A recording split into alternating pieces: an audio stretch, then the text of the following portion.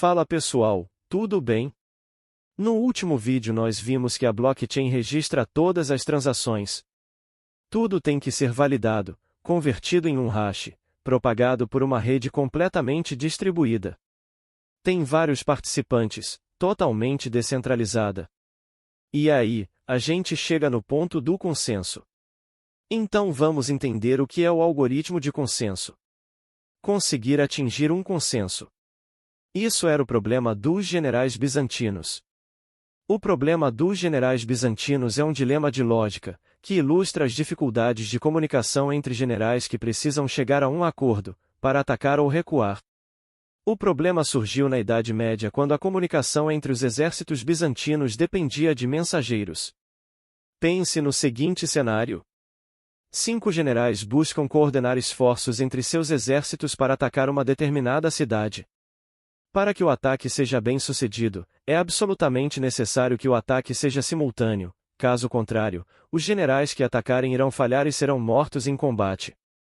O problema é que a cidade em questão fica em um vale, e cada um dos generais e seu exército está em um ponto distinto em relação à cidade.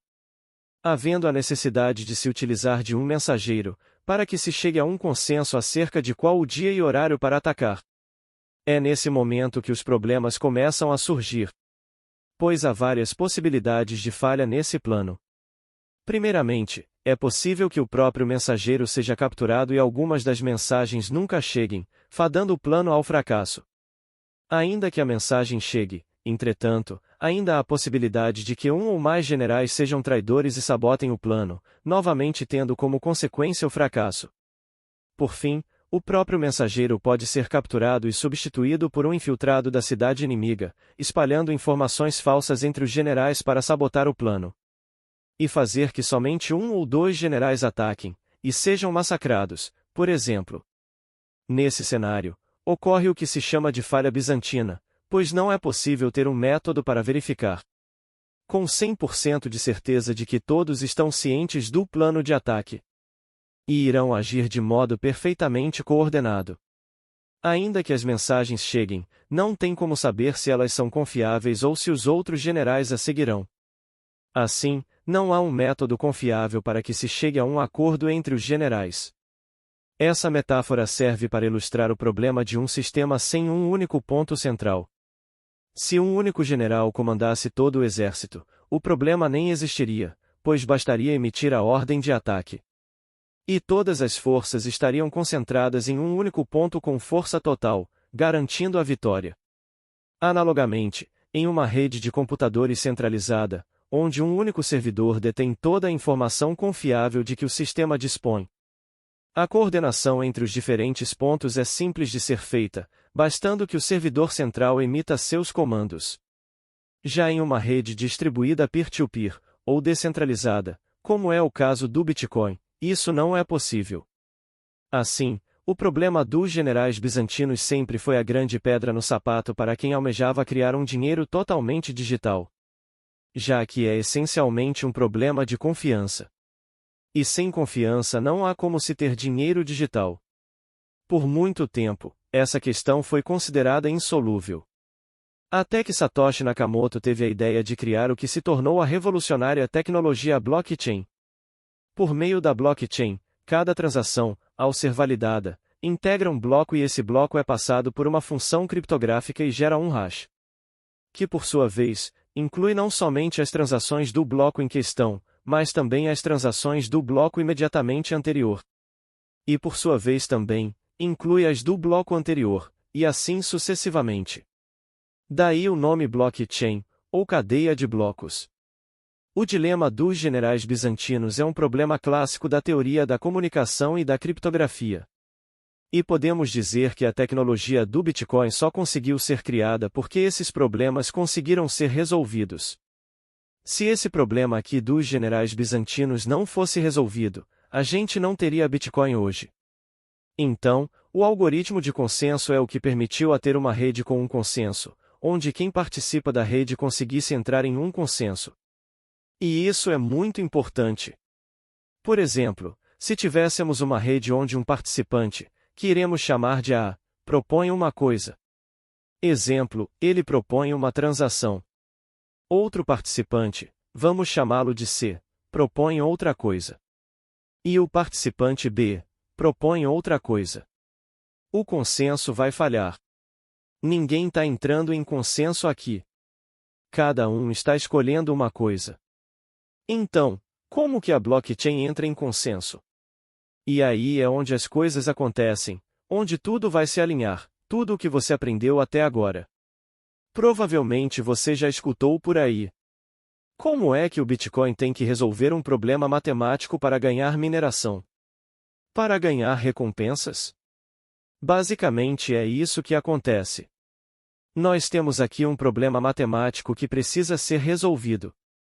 Esse problema matemático é um negócio que está escrito no código do Bitcoin. É um problema matemático que tem que ser resolvido. E quando é resolvido vai gerar um resultado disso. Esse número circulado. Quem descobrir esse número primeiro vai ser eleito para minerar o bloco. Então, quando a gente fala de poder de computação exercida na rede, é o computador fazendo várias sugestões, vários cálculos, um atrás do outro, para descobrir o resultado dessa transação. Quando ele consegue descobrir o resultado da transação, ele consegue ser eleito para minerar aquele bloco e ganhar as recompensas em Bitcoin.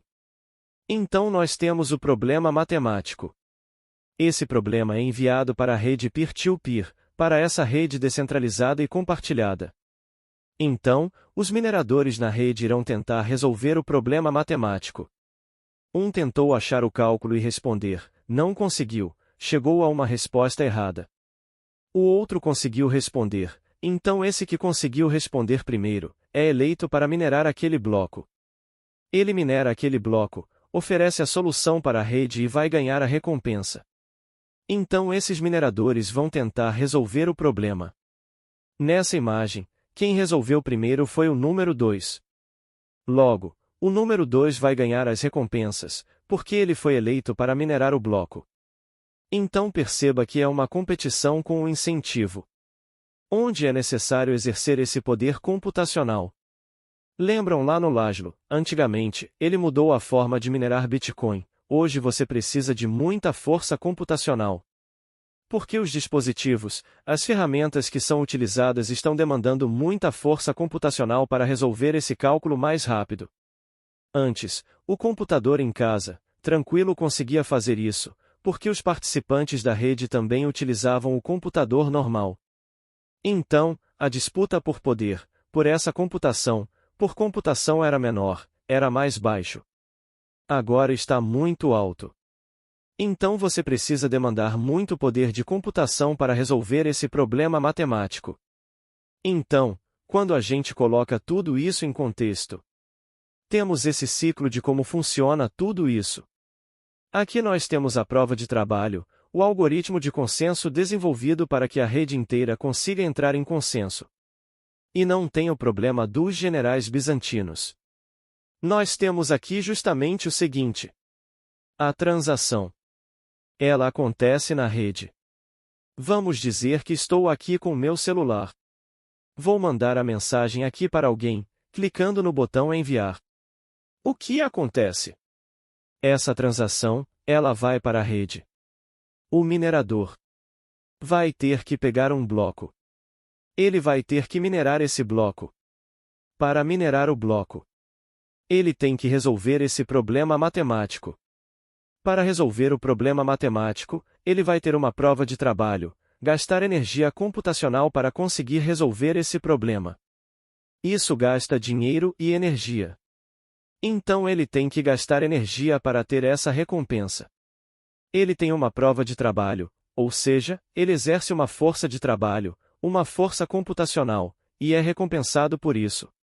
Quando ele faz essa prova de trabalho, consegue encontrar o resultado, estando tudo certo, ele vai minerar esse bloco e vai propagar pela rede.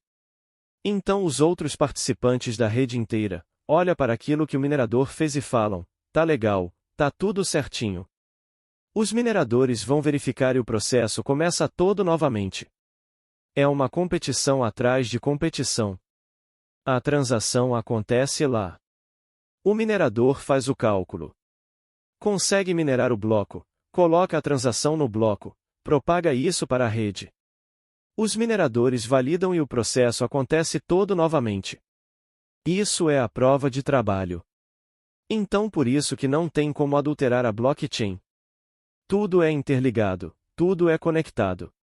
Todas essas funções e essas partes técnicas que eu expliquei para vocês, é para mostrar de fato que a blockchain não tem como ser adulterada. A blockchain é a prova de adulteração. E é muito, muito caro você fazer isso. Não é viável, não tem incentivo para você fazer isso. O ataque gera força computacional. E teria que ser muito grande, porque aqui a gente começa a entrar nos próximos pontos. Para fazer um ataque, seria necessário ter mais de 51% na rede para atingir o consenso. Porque a rede é descentralizada, então tem que ter mais de 51% dos participantes da rede aprovando essa transação. Entendeu por que é tão segura e não tem como adulterar a blockchain? Agora que entendemos o que é Bitcoin, vimos como a blockchain funciona e é segura. Nos próximos vídeos, vamos começar a ver o uso no dia a dia das plataformas de criptomoedas. Gostaram do vídeo? Deixe aqui nos comentários o que achou. Não se esqueça de curtir e se inscrever no canal. Isso nos ajuda a crescer e a levar nosso conteúdo para ainda mais pessoas. Até o próximo vídeo. Tchau!